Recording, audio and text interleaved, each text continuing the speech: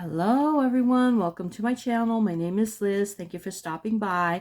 I am back again with another unboxing. This one is by Ravynne Phelan, the Secret Oracle. I just did a video on her Messenger Oracle and I did look her up in the book. It is a lady. At the end I wasn't sure, and I'm never here to offend anyone. So, and because the name is so different, I wasn't sure. But I did look her up, and she's actually the artist and the creator. And it looks like if it's anything like the other deck, it's going to be gorgeous. So, a seeker suspects there is something more. In the quiet of sunrise, the song of night, and the overlapping folds of our present, our beyond, and our world, they are curious, not just for who they are, but for who they can become. The seeker finds wisdom in the wonderful possibility, in the wonderful, possibility in the peculiar, and treasure in the strange and the mundane. They recognize themselves in the mirror of time, place, and creature, and for them, the accrual of knowledge is a consistent consequence of every experience. Okay, that's kind of deep. Wow. Secret Oracle is for the inquisitive, the questioning, those ready not just for greener pastures, but for forsaken forests, overlooked woodlands, and technicolored timberland. Your 55 fantastical companions will walk with you, share your insight, and nudge you further along your exquisite journey of discovery. Seek and discover yourself through the marvel, majesty, and magic of Ravynne Phelan. Okay, beautiful. Like the other one, it's a smaller deck, or a smaller box, and probably a smaller deck. I read that the deck is the same backing as the what is the other Messenger Oracle? So we'll see. If it is, you can use both decks together. You know, let's see. We'll find out in half a second here. Oh, here comes my mail lady. Let's see if Howie doesn't lose his mind. He just got groomed today, and I usually have to medicate him, and so he's sleeping. He's sleeping. Good for him, my Howie. Ask and it shall be given to you. Seek and you shall find. Knock and the door will open. Now the other book, I didn't read it, but it also has like a poem in the back. This for here's a Bible verse. So that's the book. It's got introduction. It definitely has some spreads. I like that it has the meaning of the spread, like where the position of the card is right there. I like that. And then it goes to the card meanings. Now these are a little bit more in depth than the other ones, so I'm probably only going to read from a couple, if that. All right, let's see if what's in the back here. Message from the author, and there she is right there. About her, she's got her own website. It's ravynephelan.com. You know, so she does coloring books and everything. I'm gonna have to check her out. I love coloring, so let's see if it's the same. Oh my god, it's the same as the other deck. Let me pull the other deck out. Hold on a second, guys. Hold on. It is the same as the other deck. This is the Messenger Oracle here, and it's the same back. So you definitely can use them together. That's pretty cool. I've never seen that before. Huh. Actually, that goes with that one. Oh my god, I'm all discombobulated now. So excited about that that I got all confused. Let me just put this stuff out of my way here. All right. Let's see. Is that the same? Hold on a second. Okay, no, but I thought I saw a very similar card. Is it over here? No, is it? I could have sworn I've seen a very similar card in this other deck. Maybe I'm wrong. Maybe I'm wrong. Okay. It's beautiful. A choice to make. Beautiful. A king bee. Look at this. So pretty. A queen bee. Oh my god, I love her. I love her. Advice from a cat. All right, we have to read on advice from a cat. I think the advice is going to be, you know, don't bother yourself with people too much. You know, do your own thing, take your naps. You know, eat when you want to eat, lay around, you know, take care of yourself. And I'm an unfair judgment. Okay. Balance your energy. Be a curious creature. Oh, these cards are definitely different. That one did look like another card I saw, but be a curious creature. Be neutral. I like this one. That's kind of like what a cat is. Cat is kind of neutral. Be of service. Oh, look, Gaia. I know some people have that statue of Gaia, and that's what that is in there. It's a pregnant woman. It's beautiful. Beautiful. Being bullheaded. That is my Taurus side, kind of like picking on me. Blinded by bias. These are cool, because these aren't all, you know, even though the cards are beautiful, they touch on some more negative things. Being bullheaded, blinded by bias, you know. I'm gonna hold those back. Decide from there which one I want to read on. Cause and effect. Choose love. Although honestly, she kind of looks like she's being mischievous. So connection is necessary. Enjoy the moment. Look how beautiful. God, the artwork is amazing. Expand your universe. Oh, love this. Express gratitude. I love these cards so much. Both decks, they're so beautiful. I cannot wait to use these. Oh, grow together. I love them. Have faith. That's kind of cool.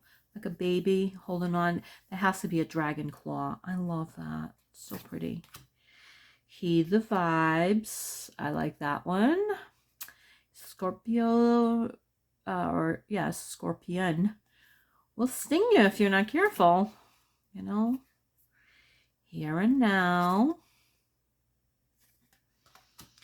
Hush, listen. Illusory obstacles. It is time. Know your labels.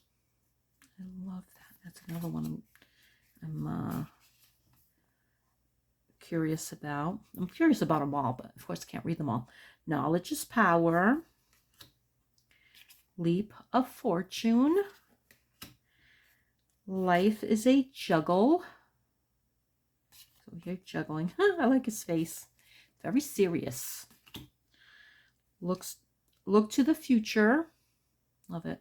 Beautiful, beautiful. Love your inner child. Now the other deck has an inner child deck, a card. I actually like that it has an inner child card. So if you're going to be using both and you get that card twice, you know it means something. You know, I don't know if I'll mix these cards together. I like to keep my stuff separate, but it would be really hard to do a reading with both sets and not get them screwed up. It really, unless, hold on a second, let me just see. Yeah, even this here, that's the only difference, is this has a star right here, this where the border is, or I guess I guess that'd be the border, and this has no star. So I guess that's one way of being able to tell which cards go to which deck if you want to keep them separate. I'm guessing if you put them together, you're going to keep them together. Okay. Made in motion. Name the thing. I love that. Oh my God, I go around going, you know, the thing. And my husband usually knows what I'm talking about when I say the thing, and I know what he's talking about when he says the thing. We've gotten to that point in our lives. Not so black and white. Oh, I love it. I love, love, love the rainbow zebra. It's perfect. Our faithful friend. Open your mind. These cards are beautiful. I wish they were a little bit bigger. I really, really do. I wish they were the size of the typical Blue Angel deck cards, but I do like them. Open your mind. Process and absorb. I mean, these cards are very detailed. There's all kinds of other things going on in here. This one looks like there's some sort of sigil here that actually looks like almost like a Catholic thing that that I've seen. And then it's got, looks like a flower lice sort of sacred geometry. There's other stuff going on here. There's a moon. It looks like a Star of David. There's a bunch of stuff going on in these cards. So it's not just, if you look at it quickly, you miss a lot. Raise them up. Reap what you sow.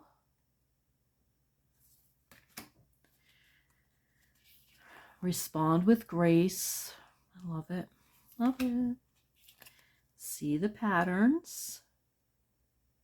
Another one that has a lot of stuff. Seek inspiration. Look how pretty. Oh, I love the rainbow colors. Set it free. Shameless sensuality. Oh, this is nice. They are kind of they don't move like I'm trying to move them. They don't. They kind of stick together because they have a more of a matte finish. They feel very almost velvety. So shameless sensuality. Stand up and fight. Ooh, definitely warrior image there. Tell your story. The importance of sleep. The key to wisdom. What a beautiful card. The seeker's journey. Time to rise. I know it's supposed to be a phoenix, but it looks more like a hawk or a falcon. That's kind of cool. Trust in science. The art of critical thinking. I don't know. Sometimes science can be pretty static, to be honest with you. But that's my thing. I love critical thinking and that kind of thing. But I don't know. To me, intuition and tarot cards and magic and all that has a lot more to do with, I don't know, what's more natural things. Science to me just seems more static. So I don't know. I know science is about natural stuff a lot of the times, but it's not one of those things that I think I would add to this. I don't know. It just seems like it doesn't fit for me.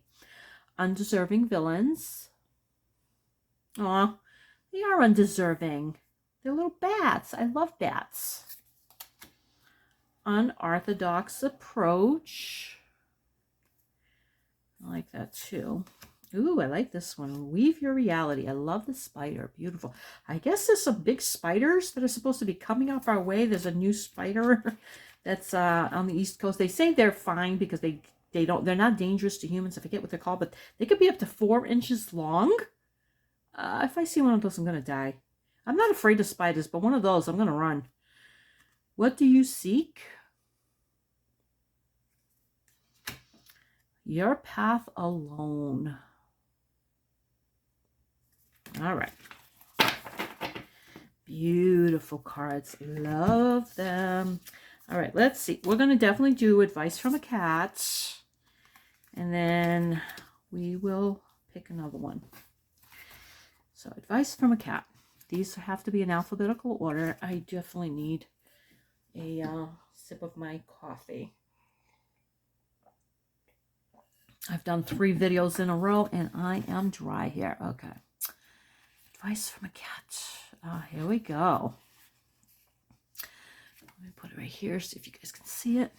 There are times when we all overshare and give away more information than is prudent or wise. Take a lesson from the cat's enigmatic gaze and err on the side of being a little inscrutable and mysterious. The world we live in is larger than we may realize, and there are times when we take our safety for granted because we believe we know that the people we share time and space with.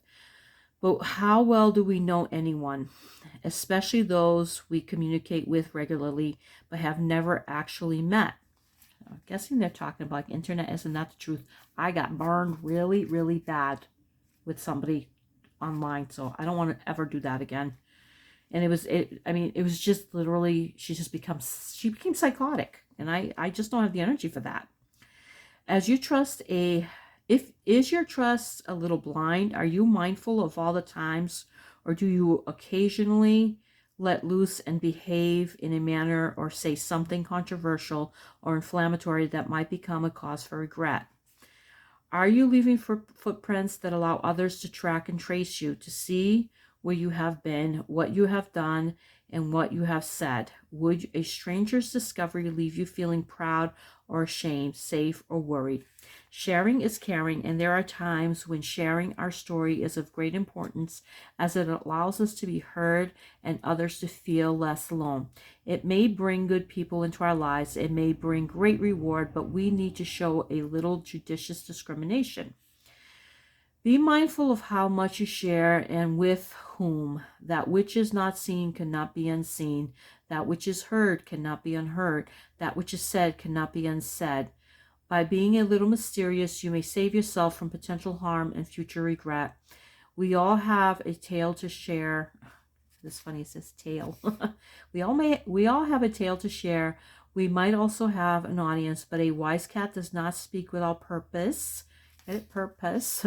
And never says more than what needs to be said. I love that advice. That's excellent advice from the kitty cat. And I think everyone would be very wise to heed some of that advice.